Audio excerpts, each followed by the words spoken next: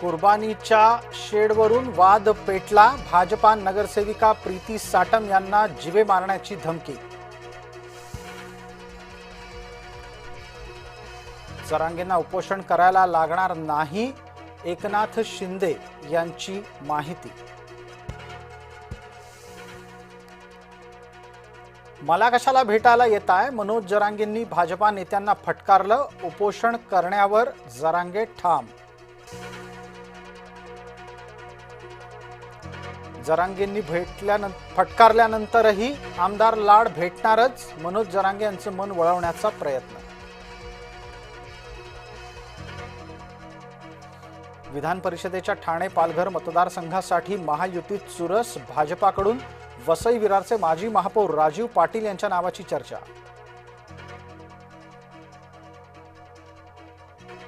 परिषदेची नाशिकची जागा कुणाला? भाजपा आणि शिवसेनेची नाशिकवर दावेदारी। संभाजीनगर जालना मतदारसंघावरही महायुतीत तणाव। जागा वाटपाच्या आधीच शिवसेनेकडून 4 उमेदवारी अर्ज खरेदी। धर्मेंद्र प्रधान यांच्यावर वाढता दबाव। नीट परीक्षेच्या पेपरफुटीनंतर कठोर निर्णय अपेक्षित।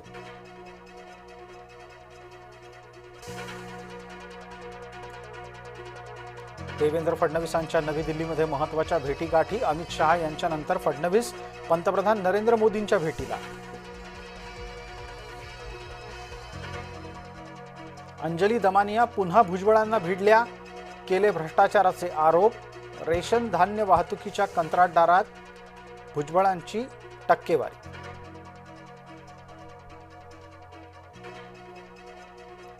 कल्याणमधील दुर्गाडी मंदिर प्रवेशबंदीवरून वातावरण तापलं। बकरी ईदच्या निमित्त दुर्गाडी किल्ल्यावर हिंदूंना प्रवेशबंदी।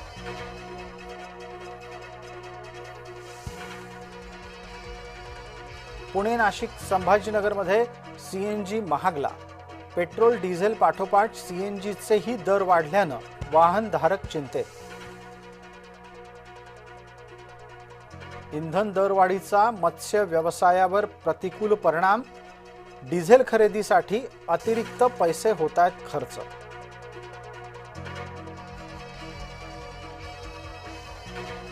इंधन दरवाढीच्या माध्यमातून सर्वसामान्यांना मारण्याचा प्रयत्न। विजय वडेट्टीवार यांचा हल्लाबोल।